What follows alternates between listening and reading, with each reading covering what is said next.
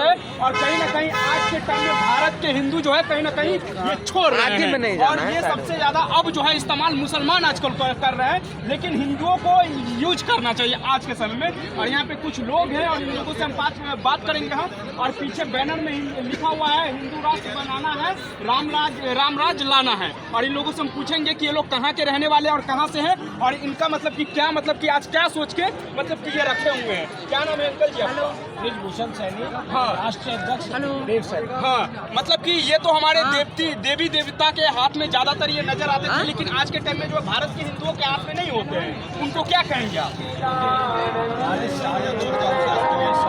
हाँ, वो देवता है लेकिन फिर भी अपनी रक्षा के लिए, समाज की रक्षा के लिए ये शस्त्र रखे हुए हैं। लेकिन हम हिंदुओं ने अपनी रक्षा के लिए शस्त्र रखने चाहिए छोड़ दिए, प्रशिक्षण देना भी छोड़ दिया, रखना भी छोड़ दिया। इसी कारण से आज हिंदुओं का कत्ल हो रहा है, हिंदुओं पर अन्याय हो रही है, जिहाद हो रहा है और हिंदुओं पर तरह तरह के अत्याचार हो रहे हैं।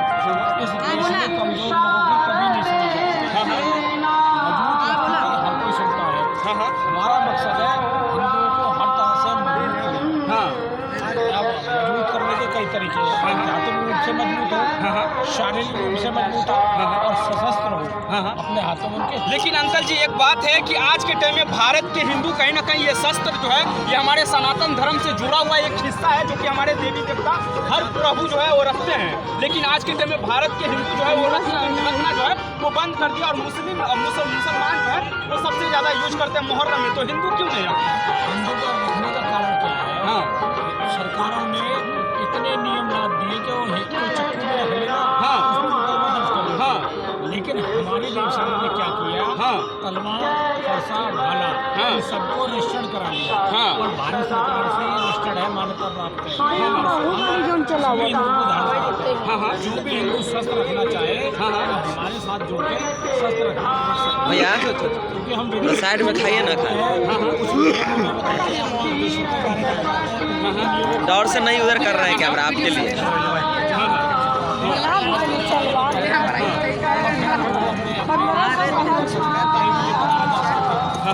लेकिन आज अब जो है ये भारत हिंदू राष्ट्र की ओर बढ़ रहा है और कहीं ना कहीं भारत के हिंदुओं को कहीं ना कहीं जागरूक होकर जो है जो हमारे मतलब कि हर देवी देवताओं के हाथ में ये शस्त्र रहते हैं और कहीं ना कहीं हर हिंदू के समाज हर हिंदू के हाथों में जो है ये रखने का कहीं ना कहीं ये जरूरत है।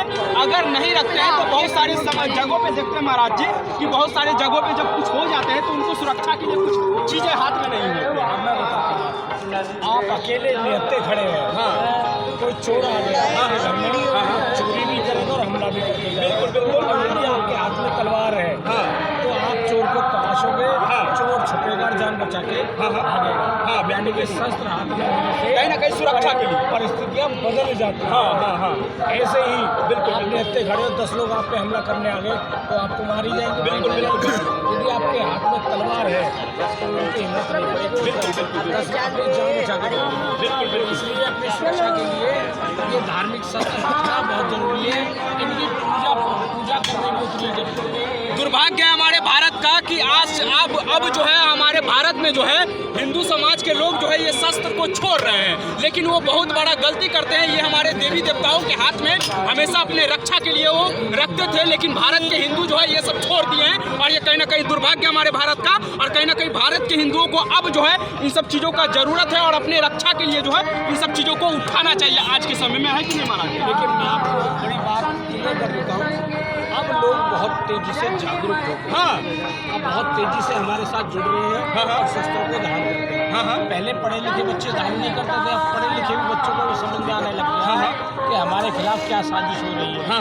हमारे खिलाफ इतनी साजिशें हुई है कि हमारा हर तरह से पतन किया गया है। बिल्कुल आज बांग्लादेश की हालत है, आने वाले 10 सालों में भारत की हो जाएगी यदि सनातनी समाज एकजुट नहीं हुआ।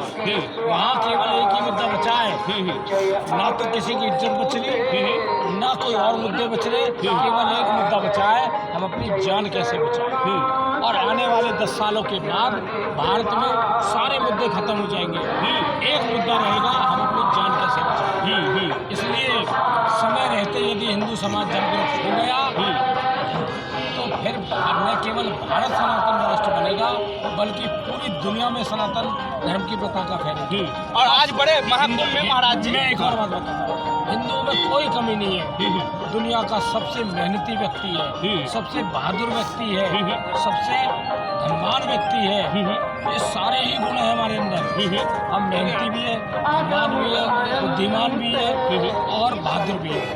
हम सारे गुणों के बावजूद हम पिछड़ रहे हैं, जो केवल एक कारण है, एकता नहीं हिंदुओं, केवल एकता नहीं। इस एकता एक शब्द के अभाव के कारण हमारा पतन हो रहा है। हाँ, और यही नारा जो है यूपी के मुख्यमंत्री योगी आदित्यनाथ ने एक नारा दिया था चुनाव के समय में, अगर बटेंगे तो कटेंगे। और ये नारा कहीं ना कहीं भारत के हिंदुओं को कहीं ना कहीं एक्सेप्ट करने की जरूरत है।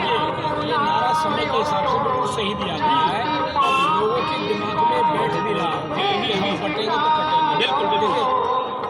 कभी भी कमजोर समाज अपना राजा नहीं चुन पाता, कमजोर समाज अपनी बहन बेटियों की रक्षा नहीं कर पाता, कमजोर समाज अपने अगली पीढ़ी को सुरक्षित नहीं कर पाता। हम राज्यों की संतानें हैं जो मुगलों के समय में अपने धर्म में बने रहे, अंग्रेजों के समय में अपने धर्म में बने रहे, और अब ये समय आ गया अगली पीढ़ी को हम सुरक्षित करना चाहिए। बिल्कुल बिल्कुल। यदि हमने सुरक्षित नहीं किया अगली पीढ़ी को तो ये हमारा दोष है, हमारा फर्ज बनता है, हमारा पुरुषार्थ करने की जरूरत है।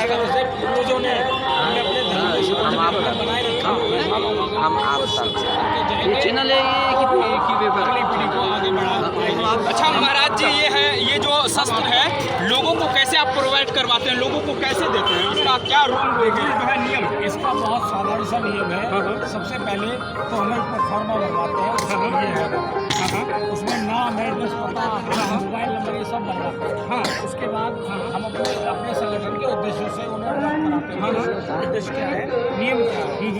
सबसे पहले तिलक लगाना शुरू, बिल्कुल बिल्कुल, चोटी रखना शुरू करें, बिल्कुल कंठी मारना शुरू करें और जमीन उधार करें। और इसके अलावा हमारे जो परंपरागत वस्त्र है उन्हें पहने। महाराज एक मिनट डेली नहीं रोकना चाहेंगे। बहुत सारे जगहों पे जो है जहाँ पे हिंदुओं का जनसंख्या कम होता है और मुसलमानों का जनसंख्या ज़्यादा होता है, वहाँ पे हिंदुओं को काफ़ी प्रताड़ित किया जाता है।